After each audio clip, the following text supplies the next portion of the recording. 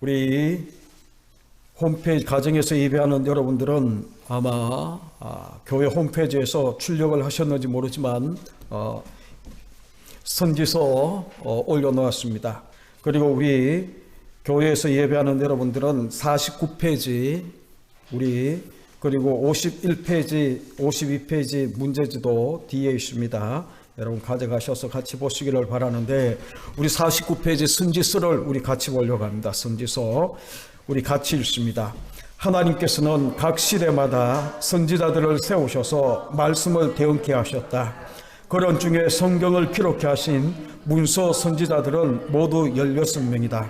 중요한 점은 선지서를 기록케 하여 후대에 전하게 하신 기록 목적이 무엇인가 하는 점이다. 우리는 과연 선지서를 기록한 목적대로 사용하고 있는가? 이를 깨닫기 위해서는 1. 문서 선지자들이 예루살렘 멸망을 전후해서 세움을 받았다는 점과 한결같이 돌아오게 하리라 하고 회복을 예언하고 있다는 점에 주목해야 한다. 선지자들은 크게 세 가지 주제를 외쳤는데, 죄를 책망하고 심판을 경고하고 회복을 약속하고 있다. 잠깐만요. 거기 1번, 2번을 줄일 것이고, 요거는 문제예요. 문제. 선지서는 문제와 해답으로 되어 있습니다. 모든 성경이 다 그렇죠. 그래서 성경은 문제에 대한 해답이다라고 이야기를 하는데, 선지서의 구조가 뭔가 하면 이렇게 세 가지 주제를 외치는데, 죄를 책망하고 심판을 경고하는 것은 문제예요. 문제를 먼저 제기하고 난 다음에 그 다음에 회복을 약속하는데, 회복이 그냥 회복이 아니라 누구를 소개하며 회복을 약속하는가 하면 그리스도를 예언하며 회복을 약속하거든요. 그래서 이것이 해답이에요. 3번은 해답이에요. 그래서 1, 2번 문제와 3번 해답으로 되어 있습니다. 같이 있습니다. 그렇다면 돌아오게 하리라 하고 회복을 약속한다는 것은 멸망을 전제로 하고 있는 것이다. 이는 선지서의 중심 주제가 회복에 있다는 것을 말해준다. 이 점에서 유념해야 할 점이 있는데, 주님께서 내 아버지께서 이제까지 일하시니 나도 일한다 하신 일은 출애굽이나 출바벨론의 일이 아니라는 점이다. 하나님은 에덴에서 추방을 당한 아담의 후예들, 즉 죄값에 팔린 사단의 노예들을 돌아오게 하시려는 일을 하고 계신다는 점에 확고해야만 한다. 그렇다면 선지서를 통해서 말씀하시려는 하나님의 의도는 분명해지는 것이다. 출바벨론 뒷페이지, 예표하여 사단의 포로에서 돌아오게 하시려는 것을 계시하시려는 것이다. 그래서 주님은 나를 보내사 포로된 자에게 자유를, 눈먼 자에게 다시 보게 함을 전파하려, 눌린 자를 자유케 하고 주의 은혜의 해를 전파하게 하려 하심이라 한 이사야서 61장 1절을 읽으시고, 이 글이 오늘날 너희 귀에 응하였느니라 하고 선언하셨던 것이다. 선지서는 그리스도를 통한 돌아옴을 정확히 하기 위해서 기록이 된 것이다. 이보다 더 중요하고 기쁜 증거가 달리 무엇이 있단 말인가? 그러므로 선지서를 상고할 때에 단편적으로 볼 것이 아니라 선지서 전체적인 구조를 파악하는 것이 사활적으로 중요하다. 여러분, 우리 지금 그 서론적으로 쭉 이야기를 했는데, 선지서는 그런 구조로 되어 있어요. 그래서 구조가 죄를 책망하고 심판을 경고하고, 그리고 난 다음에 그리스도를 통한 회복을 이야기를 하는데, 이 구조에서 우리가 이 구조를 가지고 선지서를 전체를 보셔야 성경이 기록된 목적에서 우리가 벗어나지 않습니다. 그래서 늘 하는 이야기지만, 선지서는 선지자가 활동한, 아무리 엘리야나 위대한 이사야나 위대한 선지자가 활동하는 그 시대가 부러운 시대가 아니에요. 왜냐하면 선지서를 보냈다라고 이야기하는 것은 그만큼 악한 마지막을 향해 달려가고 있기 때문에 하나님의 다급한 심령에, 다급한 마음에 이 선지자를 자꾸 보내고 있는, 주의 종을 보내고 있는 그런 모습이거든요. 그래서 그만큼 악한 시대에 그만큼 시대가 악하기 때문에 그 시대를 막아보기 위해서 하나님은 능력 있는 주의 종들을, 선지자를 보내셔서 경고도 하고 돌아오게 만들려고 그렇게 하는 거예요. 그런데 거의 80, 90%는 죄를 책망하고 심판하겠다, 그리고 이 너희를 망하게 하겠다, 죽이겠다, 막 이런 경고의 그런 메시지가 많이 담겨 있어도 뭐라고 이야기했나요? 그게 목적이 아니고 하나님의 목적은 돌아오게 하는, 회복시키는 게 목적이에요. 그리스도를 통해서. 그래서 이 그리스도가 증거되고 있는 것이 바로 아주 중요한 이 성경을 기록한 그러한 이 목적인데, 여러분 우리가 이사야서 우리가 보기 전에 여러분 1절을 보시게 되면 1장 1절, 이사야서 1장 1절을 한번 보십시오. 시대가 중요한데 이 네 왕이 등장합니다.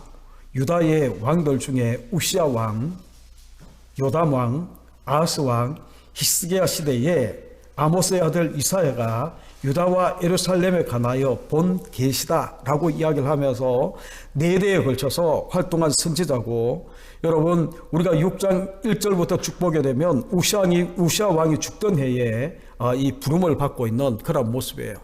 그래서 이 우시야 왕은 지난번에도 말씀드렸지만 제2의 다윗처럼 넓은 제국을 나라가 분열되고 난 다음에 넓은 남유다가 넓은 제국을 건설할 수 있는 그러한 이 사람이 바로 우시야 왕이었거든요. 그러니까 이 잘 먹고 잘 살고 넓은 땅을 회복하고 전쟁만 치면 이기는 그러한 시대가 바로 우시야 왕이에요.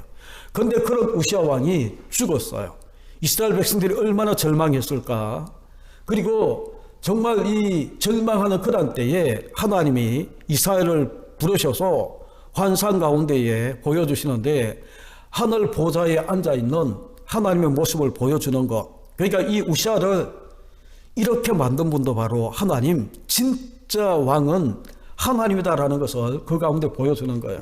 그래서 우리가 우시야가 죽던 해에 부름을 받고 있는 이 모습이 이사야에서 중요한 핵심장 중에 하나고, 가장 중요한 핵심장은 우리가 이 사순절 고난절기에 우리가 많이 보고 있는 이사야서 53장이 바로 핵심장 중의 핵심입니다. 그래서 구약 전체 성경에서도 메시아의 이 예언이 담겨 있는 이 53장, 고난장이라고 불려지는 이 53장이 핵심장이 되게 되는데, 우리가 그것은 이제 문제를 풀어가면서 우리가 보기로 하고, 그러면 388번을 보십시오. 388번. 1장 2절로 4절, 이사야 선지자는 무슨 말씀으로부터 시작하고 있는가? 아까 여러분 동그라미 1, 2, 3을 문제 1, 2번을 문제라고 이야기를 하고 3번 회복, 그리스도를 통한 회복이거든요. 정확하게 이야기하면 해답이라고 이야기를 했는데, 그러면 1장 2절로 4절은 이사야가 무슨 말씀부터 시작하는가 한번 보시죠. 1장 2절로 4절 같이 읽습니다. 하늘이여 들으라, 땅이여 귀를 기울이라. 여호와께서 말씀하시기를 내가 자식을 양육하였거늘 그들이 나를 거역하였도다. 소는 그 임자를 알고 나귀는 그 주인의 구유를 알건만은 이스라엘은 알지 못하고 나의 백성은 깨닫지 못하는도다 하셨도다. 슬프다 범죄한 나라요, 허물진 백성이요, 행악의 종자요, 행위가 부패한 자식이로다. 그들이 여호와를 버리며 이스라엘의 거룩하신 이를 만울히 여겨 멀리하고 물러갔도다. 아멘. 거기 보시게 되면 지금 1번 죄의 문제를 지적하고 죄를 지적하고 있는 그러한 이 모습이거든요. 그래서 거기 보게 되면 2절 끝에 거역했다. 그렇죠? 하나님이 우리를 자식같이 그렇게 사랑했는데, 자식도 부모에게 순종하는데, 그죠? 이 하나님은 이 백성들로부터, 자녀들로부터 거역당하고 있는, 그리고 3번은 짐승도 그 주인을 아는데 이스라엘 백성들은 알지 못하고 깨닫지 못한다 라고 이야기를 하고, 그래서 4번에 보게 되면 슬프다 범죄한 나라요, 허물진 백성이요, 행악의 종자요, 행위가 부패한 자식이다 라고 이야기를 하면서 뭐를 이야기를 하고 있는가 하면 죄, 거역하고 하나님 알지도 못하고 깨닫지도 못하고, 그래서 범죄하고 부패하고 행악한 이 허물로, 죄와 허물로 죽을 수밖에 없는 이 백성들의 모습을 지적하고 있는 모습이 거기에 담겨져 있습니다. 그런데 이게 이사야 시대만 그런 건가? 지금 현대 성도들은, 현대 주의 백성들은 어떤가라는 것을 여러분 한번 물어보십시오. 그렇다면 389번에 해답이 나와 있는 데 있죠. 이사야서 53장 6절을 같이 보시죠. 우리 이사야서 53장 6절입니다.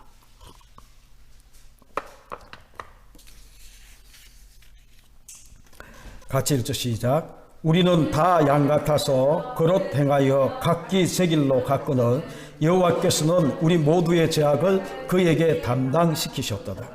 아까 1장 2절로 4절까지 말씀이 53장 6절 앞부분이에요. 그죠? 우리는 다 양 같아서 그릇 행하여 각기 제 길로 가는, 목자가 인도하는 대로 가는 양들이 아니라 제 길로, 사사기에 이야기하는 것처럼 왕이 없으므로 각각 자기 소견에 옳은 대로 행하고 있는, 지멋대로 살고 있는 그런 모습들, 그게 아까 이야기했던 범죄한 나라고 허물진 백성이고 행악의 종자고 행위가 부패한 자식들의 모습이 바로 그랬습니다. 그런데 그런 문제를 하나님은 어떻게 해결하시는가 하면, 여호와께서는 우리 모두의 죄악을 그에게 담당시키셨다. 그는 누구죠? 오늘날 우리가 믿고 있는 예수 그리스도, 그죠? 예수 그리스도에게 담당시키셨어요. 그러니까 다시 이야기하면 우리 모두의 죄악을 2000년 전에 예수 그리스도가 십자가에 지심으로 모든 것들을 다 짊어지고 담당하고 가셨어요. 그래서 그 밑에 우리 같이 읽습니다. 이사야서에는 구원, 구원자, 구속, 구속자라는 말이 70회 이상 등장한다. 여기에 핵심이 있다. 인간이 범죄함을 하나님께서 구속하여 주시겠다는 점을 유념하라. 그러니까 지금 죄의 문제를 선지자가 지적하는데 자기들이 해결한다라는 게 아니에요.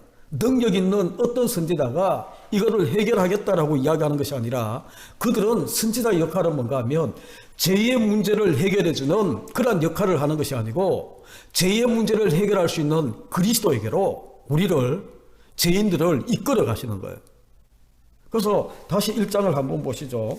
그 밑에 이야기했던 것처럼 1장에 그 이 범한 죄에 대한 그 지적을 27절에 뭐라고 이야기하나? 1장 27절을 보시죠. 시온은 정의로 구속함을 받고 그 돌아온 자들은 공의로 구속함을 받으리라 라고 이야기를 하면서 구속해주는 그러한 이 모습. 그러니까 이게 이제 선지자가 하는 일은 있죠. 뭐를 하는가 하면 죄를 지적을 해요. 너희가 죄인이다. 죄인이다. 이게 문제다. 그러면 답은 뭐냐? 선지자 이 죄를 지적하고 있는, 죄의 문제를 지적하고 있는 그 이 선지자 자기들이 해답이 아니고, 해답자는 바로 예수 그리스도임을 그들 가운데 이야기를 하면서 그분에게로 그들을 인도해서 그리스도를 통해서 너희가 회복된다라는 것을 이야기하고 있는 모습이 바로 그런 거라는 거예요. 그러면 390번을 보시죠. 390번. 이사야서 53장 10절 11절 문제 21번에서 제기한 두 가지 난제를 기억하고 있는가 라고 이야기를 하는데, 여러분 21번의 문제가 여러분 가운데 없죠. 창세기에 대한 문제인데, 창세기를 하면서 21번에 가시게 되면 로마서 5장 12절 한 사람으로 말미암아 죄가 들어가고 이 죽음, 사망이 왕노릇했다라고 이야기하는 5장 12절 말씀을 가지고 그 결과는 어찌 되었는가 라고 묻고 있어요. 그러면서 그 밑에 보게 되면 구원 계획에 있어서 해결해야 될 난제가 세 가지가 있다라고 이야기를 하는데, 여기는 두 가지 난제를 이야기를 하는데, 그게 뭔가 하면 반드시 죽으리라. 그죠? 반드시 죽으리라. 죄를 지은 백성들은 반드시 죽는다라고 이야기하는 이 반드시 죽으리라 하신 허물과 죄로 죽은 자들이 어떻게 살아날 수 있는가? 이게 첫 번째 난제예요. 그리고 두 번째 난제는 뭔가 하면 이제 이 벌거벗은 자들이 어떻게 가려주심을 받을 수 있었는가 라고 이야기를 하는 것이, 벌거벗은 게 어떻게 가려지는가, 그게 두 번째 난제예요. 그래서 그들이 추방당하거든요. 그 21번에 세 가지 난제가 나오는데 세 번째 난제는 뭔가 하면 추방한 당한 자들이 어떻게 하나님 앞으로 돌아갈 수 있는가라는 난제를 이야기를 해요. 그러면서 뭐라고 이야기를 하는가 하면 하나님은 이 난제를 자기 아들을 통해서 해결해 주신 것이 바로 복음이다 라고 지적을 해요. 그래서 여러분들이 그 세 가지 난제, 두 가지 난제를 통해서 하나님은 이 두 난제를 누구를 통해서 어떻게 해결해 주셨나. 먼저 53장 10절, 그렇죠? 죽은 자를 어떻게 살리셨는가. 10절을 보시죠. 10절 같이 읽습니다. 여호와께서 그에게 상함을 받게 하시기를 원하사 질고를 당하게 하셨은즉 그의 영혼을 섞은 제물로 드리기에 이르면 그가 실을 보게 되며 그의 날은 길 것이요 또 그의 손으로 여호와께서 기뻐하시는 뜻을 성취하리로다. 죽은 자가 어떻게 살아나는가 하면 그에게 상함을 받게, 아까 53장 6절 끝에 우리 모두의 죄악을 그에게 담당시켜서 써있죠. 그에게 상함을 받게 하시기를 원하고 원하시는 거예요. 그래서 질고를 당하게 하고 그의 영혼을 속건 제물로 드리기에 이르면, 그러니까 이 십자가의 속건 제물로 예수 그리스도가 드려짐으로, 그렇죠? 우리가 죄와 허물로 죽은 우리가 살아나게 되는 거예요. 그래서 여러분 요한복음 12장 24절이라고 거기 하나 적어 놓으십시오. 그 옆에 요한복음 12장 24절에 보게 되면 하나님 미리 땅에 떨어져 죽어야 많은 열매를 맺는다라고 이야기를 하는 거예요. 그리고 베드로전서 1장 23절도 거기 하나 적어 놓으시죠.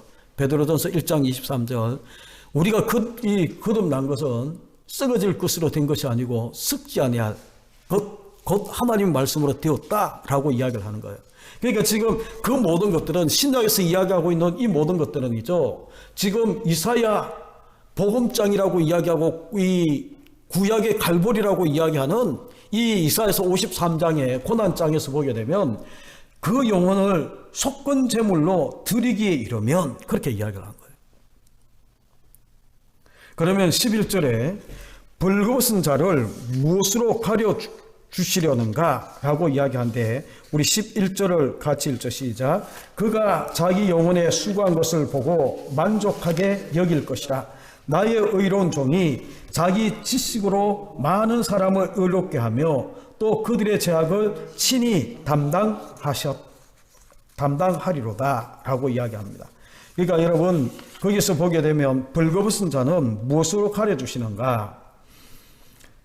의로운 종이 자기 지식으로 말미암아 많은 사람을 의롭게 하며 라고 이야기하는데 또 그들의 죄악을 친히 담당했다라고 이야기하는데 여러분 거기 뭐를 이야기를 하는가 하면 벌거벗은 자를 가려주시는 것이 바로 칭의라고 이야기를 했어요.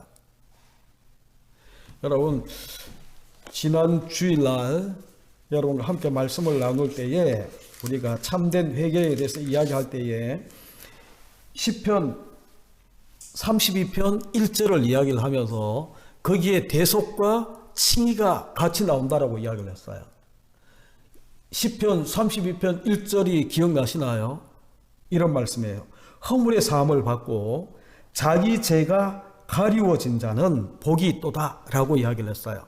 그러니까 여기에서 허물의 사함을 받는 것, 그게 바로 이 에베소서 1장 우리가 2장 1절에 보게 되면 에베소서 2장 1절에 보게 되면 우리를 뭐라고 이야기하는가 하면 죄와 허물로 죽은 너희라고 이야기를 해요. 죄와 허물로 죽은 우리예요. 그런데 시편 32편 1절에 보게 되면 허물의 사함을 받고, 그죠? 이게 이제 죄와 허물로 죽은 우리가 어떻게 살아나는가 하면 예수 그리스도가 십자가 대신 지심으로 우리가 죄와 죽음에서 우리가 살아나는 게 이게 바로 구속, 이 대속이고 구속이에요.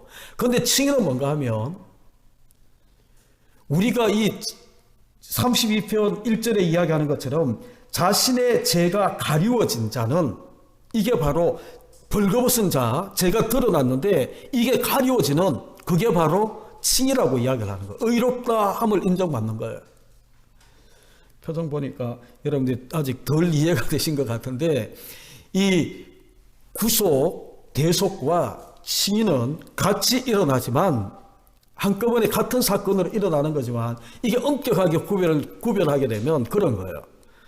우리가 죄와 허물로 죽은 자가 구속 대속으로 말미암아 살아나는데, 이게 이제 우리가 벌거벗은 것을 가리움을 받고 난 다음에 하나님 앞에 나아갈 수가 있거든요.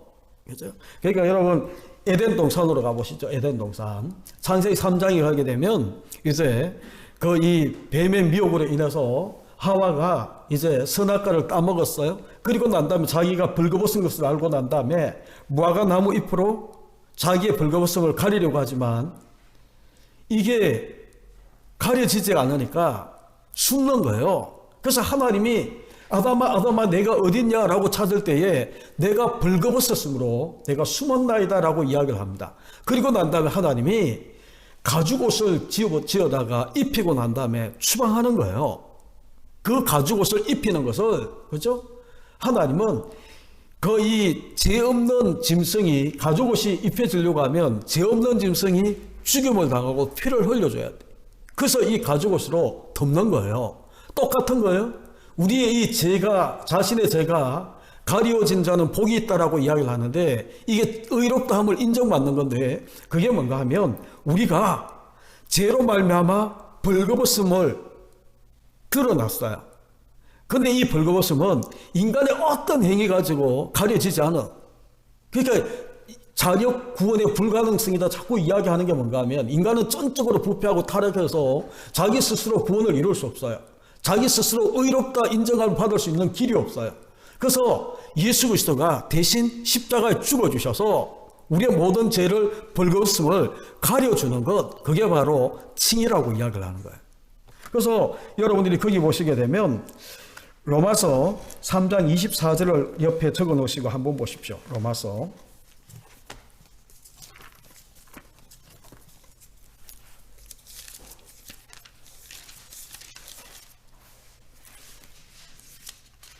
3장 24절을 보시죠.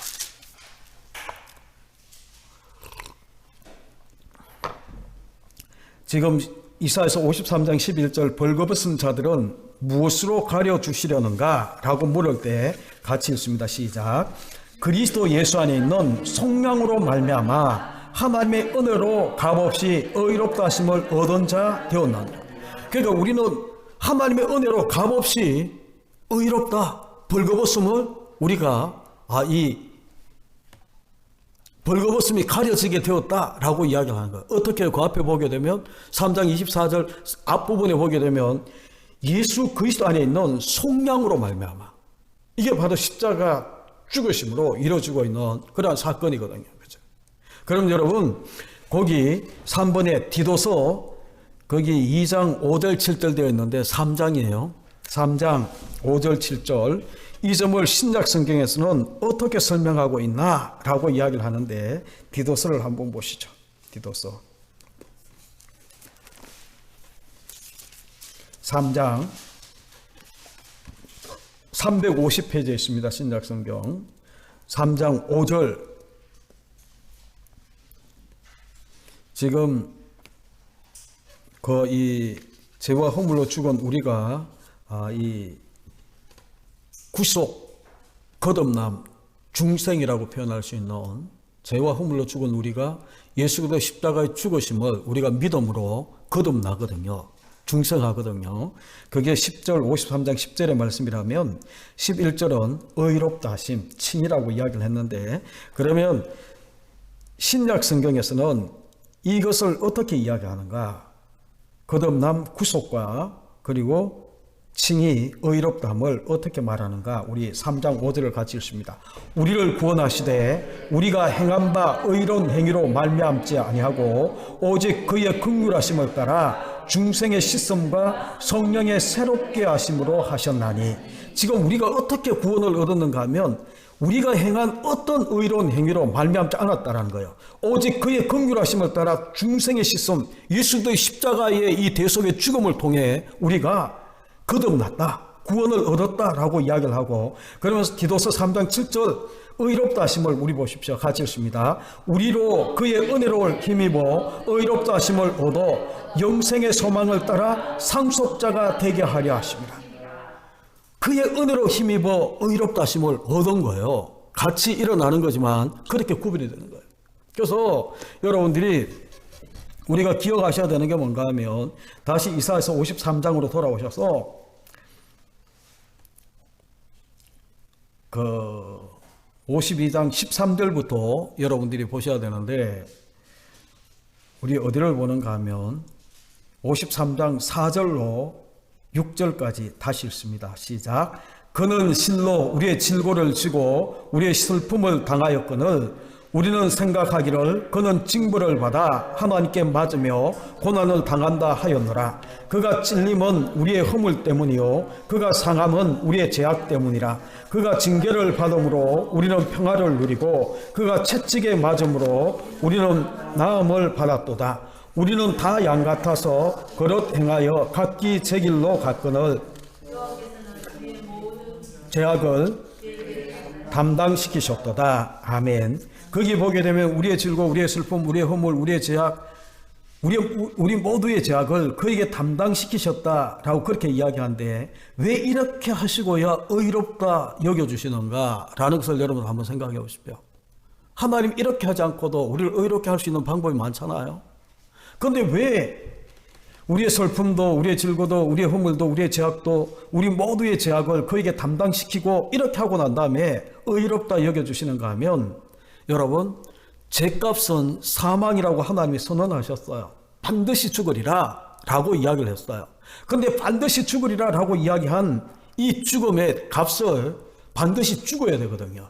그런데 우리가 죽어야 되는데 대신 이제 그에게 다 이것을 담당시키셔서 하나님의 공의를 이루기 위해서 어쩔 수 없다라고 이야기하면 안 되는데 하나님의 공의를 이루기 위해서 이렇게 하는 방법을 통해 하나님은 의롭다 우리를 바라보시고 의롭다라고 이야기하는 그런 모습이 그 가운데 있다라는 거예요. 그래서 하나님이 이를 이루기 위해서 그로 하여금 상함을 받기를 원하셨다라고 이야기하는 그 말씀 하나님 원하시는 거예요. 그리고 또 이 예수 그리스도는 정말 그 모리아산에 이 번제로 드려지는 그 이삭처럼 그렇게 이 자기도 순순히 순종함으로 그 모든 번제물이 되어지고 있는 그 모습을 우리 가운데 보여주는 겁니다. 그래서 여러분 이게 정리가 잘 되셔야 돼요. 이게 정리가 잘 되셔야 우리가 흔들리지 않습니다. 그리고 이 선지서를 볼 때에 아까 이야기했던 죄를 지적하고 심판을 경고하고 그리고 난 다음에 그리스도를 통한 회복을 이야기하는 이 구조 가지고 여러분이 쭉 보셔야 되는데 그러면 이 이사야서 66장 전체가 있죠. 끊임없이 이것들이 반복하는 거예요. 우리가 다음에 보게 될 이 미가서도 보게 되면 똑같은 이사야 시대에 같이 활동했던 선지자거든요. 근데 이 미가 선지자도 모든 17 선지서 17곳 모든 것들이 바로 이런 구조로 다 되어 있다라는 거예요. 선지자는 끊임없이 죄의 문제를 지적하고 심판에 대해서 경고하고 난 다음에 책망하고 난 다음에 그 다음에 그것으로 끝이 아니라 우리 가운데에 그리스도를 예언해 줌으로 너희는 회복되어진다 라고 이야기를 하는 거예요. 그러니까 이 70년이 차서 이 바벨론에서 돌아오고 있는 그 모습이 그냥 출바벨론에 이것을 예언하는 것이 아니고 이런 예언들을 통해 예표를 통해 우리가 이 영원히 사단의 종노도 할 수밖에 없는 우리를 사단의 이 죄의 종에서 우리를 건져내시고 있는 그런 모습을 보여주고 있는 그 모든 것들이 언제 다 이루어집니까? 예수 그리스도의 십자가의 죽으심으로 우리 가운데에 죄로부터 출제할 수 있는 사단의 종에서 우리가 나아갈 수 있도록 그렇게 만들어주시는 그 모습이 바로 십자가 사건이다라는 것을 우리 가운데 보여주는 겁니다. 그러면 아래 성구를 찾아 적으라 라고 이야기를 하는데 아래 성구를 한번 보십시오.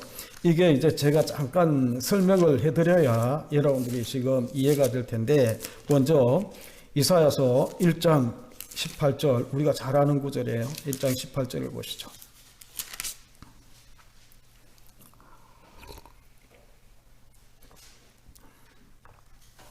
우리 같이 읽습니다. 시작. 여호와께서 말씀하시되 오라 우리가 서로 변론하자. 너희의 죄가 주홍 같을지라도 눈과 같이 희어질 것이요 진홍같이 붉을지라도 양털같이 희게 되리라. 그 19절 20절도 한번 보십시오. 너희가 절겨 순종하면 땅의 아름다운 소산을 먹을 것이요 너희가 거절하여 배반하면 칼에 삼켜지리라. 여호와 입의 말씀이니라. 그러니까 지금 요 19절 20절도 에덴 동산으로 돌아가셔서 보게 되면 하나님 선악과를 따먹지 마라, 반드시 죽는다라고 이야기했을 때에 그들이 절겨 순종했으면 땅의 아름다운 소산을 지금도 마음껏 먹고 있어요.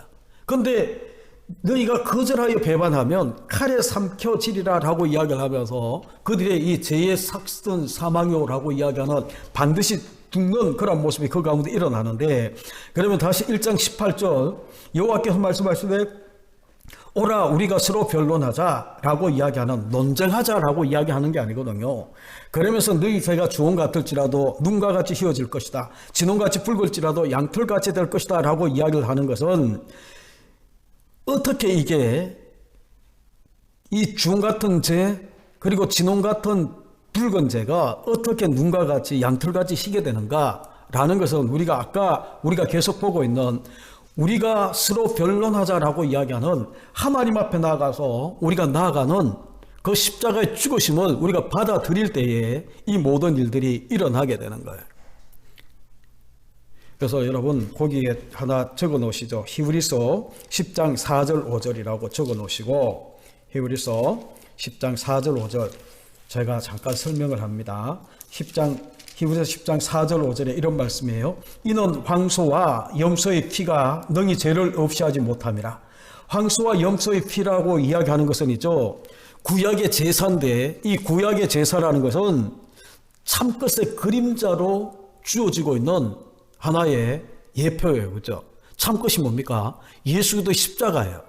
그래서 4절에 이는 황소와 염소의 피가 능히 죄를 없이 하지 못함이라. 그러므로 5절에 그러므로 주께서 세상에 임하실 때에 이르시되 하나님의 제사와 예물을 원하지 아니하시고 오직 나를 위하여 한 몸을 예비하셨도다. 한 몸, 이 한 몸이 바로 예수 그리스도. 그러니까 여러분 지난 주일날 여러분 가운데 말씀했던 그 말씀이 떠오르는지 모르지만 시편 51편 19절에 보게 되면 16절에는 하나님의 제사도 번제도 받지 않겠다라고 이야기했던 그 모습 속에 이제는 18절에 내려오게 되면 기뻐 받으신다라고 이야기를 하면서 19절에 이때에 라는 말이 2번 나왔다라고 이야기를 했어요. 이때, 그때가 언젠가 하면 바로 지금 여기 히브리서 10장 5절에 이야기하고 있는 주께서 세상에 임하셔서, 그죠? 하나님이 제사와 예물을 원하지 아니하시고 오직 나를 위하여 한 몸을 예배하신 당신의 몸 한 몸을 십자가의 이 번제물로 드려지게 하셔서 속건 제물로 드려지게 하셔서 모든 인류의 죄를 다 담당하시고 피 흘려 죽기까지 하시는 그 한 몸이에요. 그러니까 여러분 이해되셨는지 모르지만 지금 이사야서 1장 18절에 오라 우리가 서로 변론하자, 너희 죄가 주홍 같고 진홍 같은 그 이 죄다 할지라도 눈같이 양털같이 희게 만드는 그 모든 것들은 예수 그리스도의 십자가의 이 사건을 통해서 가능하다라는 것을 이야기를 하는 거예요. 그럼 여러분 우리 죄는 그런 거예요. 진홍 같고 붉은 죄, 죽음이에요. 그런데 이것이 예수 그리스도의 십자가를 우리가 받아들임으로 우리 모두의 죄악을 그에게 담당시키셨다. 이제 나는 그분을 믿음으로 그 모든 것들을 내가 믿음으로 내 죄는 이제 사라지고 양털같이 눈같이 희고 흰 그런 모습이 바로 우리의 지금의 모습이라는 거예요. 제가 그렇게 희고 깨끗하게 보이십니까? 여러분들이 다 예수 그리스도의 이 십자가 때문에 그런 일들이 지금 일어났다라는 거예요. 그죠? 그러면 2번을 보십시오. 7장 14절 우리가 잘 아는 구절인데 처녀가 잉태하여 아들을 낳고 그 이름을 임마누엘이라 하라. 무슨 징조로 그가 그리스도임을 알게 되는가? 처녀가 잉태하여 아들을 낳을 것이다 라고 이야기하는 한 아들 임마누엘, 번역한즉 하나님이 우리와 함께 계시다 라고 이야기하는 이것을 통해 그가 그리스도인 것을 우리가 알게 된다는 거예요. 그런데 그가 그리스도인데 9장 6절로 7절을 보십시오. 그 그리스도는 그분의 신성과 본질이 뭔가? 그러니까 제가 하나 이사야서를 설명하면서 하나 빠뜨린 게 있는데 이사야서 안에는 복음의 두 주제가 다 담겨져 있어요. 복음서에는 보게 되면 그가 누군가라는 것을 마태복음 가지고 이야기하게 되면 그가 누군가라고 이야기하는 것이 마태복음 16장 16절 주는 그리스도시여 살아계신 하나님의 아들입니다 라고 고백하는 거기까지는 그가 누군가를 보여주는 거예요. 그래서 병든 자도 고치고 죽은 자 살려내고 막 이렇게 이야기하고 있는 그런 모습들 통해 내가 하나님이야, 내가 구원자로 오신 나는 바로 이런 사람이야, 하나님의 아들이다라는 것을 그들 가운데 보여주는 거예요. 그게 복음서의 첫 번째 주제고, 그리고 난 다음에 그가 누군가를 알았어요. 그러면 더 중요한 게 뭔가 하면 그가 왜 오셨지? 그가 오셔서 우리를 위해서 무엇을 행해 주시지? 그리고 난 다음에 마태복음 16장 16절 17절부터 쭉 보게 되면 비로소 당신이 제사장들과 서기 가운데 팔려서 죽고 3일 만에 부활하게 될 것을 그들 가운데 가르치기 시작하는 거예요. 그래서 오셔서 우리를 위해 행해 주실 일이 뭔가 하면 십자가에 죽으시고 부활하셔서 우리를 대속해 주시고 영원한 생명을 우리 가운데 주시는 그 일을 하기 위해서 이 땅에 오셨다라는 거예요. 그럼 여러분들이 보십시오. 뭐를 여러분들이 기억하셔야 되는가 하면 복음서는 그가 누군가, 예수 그리스도가 누군가, 그리고 난 다음에 두 번째 주제는 뭔가 하면 그가 이 땅에 오셔서 우리를 위해 무엇을 해주셨지? 왜 오셨지? 그것을 우리 가운데 보여주시는 건데, 지금 이사야서 7장 14절과 이사야서 9장 6절 7절은 그가 누군가라는 것을 우리 가운데 보여주시는 거예요. 그가 누군가? 처녀가 잉태하여 아들을 낳을 것이 그 이름이 임마누엘이라, 하나님이 우리와 함께 계시다라는 것과 9장 6절로 7절을 우리 같이 읽습니다. 시작. 이는 한 아기가 우리에게 낳고 한 아들을 우리에게 주신 바 되었는데 그의 어깨에는 증사를 메었고 그의 이름은 기묘자라, 모사라, 전능하신 하나님이라, 영존하시는 아버지라, 평강의 왕이라 할 것입니다. 그 정사와 평강의 더함이 무궁하며 또 다윗의 왕자와 그의 나라에 군림하여 그 나라를 굳게 세우고 지금 이후로 영원히 정의와 공의로 그것을 보존할 것이다. 만군의 여호와 열심히 이를 이루시리라 라고 이야기를 하면서 그 그리스도를 통해 회복시킬 그 그리스도는 이런 분이라는 거예요. 하나님이라는 거예요. 그렇죠? 그의 본질은, 그의 신성은 하나님이다 라는 것을 쭉 이야기를 하는 겁니다. 그러면서 11장 1절을 보시죠. 11장 1절 이새의 줄기에서 한 삭이 나며 그 뿔에서 한 가지가 나서 결실할 것이요 라고 이야기를 하는데, 이사야에 그가 누군가라는 것을 보여주는 데죠. 그는 바로 본질과 신성은 하나님이고 하나님과 동등하고, 그래서 영존하신 아버지라고 그렇게 이야기하는 그 하나님.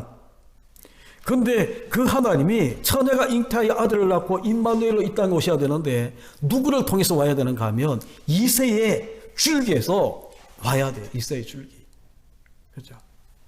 그게 이제 다윗의 후손으로 아브라함과 다윗의 자손 예수 그리스도의 계보다라고 이야기하며 이 마태복음이 열려지는 그런 모습처럼 그 계보를 통해서 이 땅에 오셔야 되는 거예요.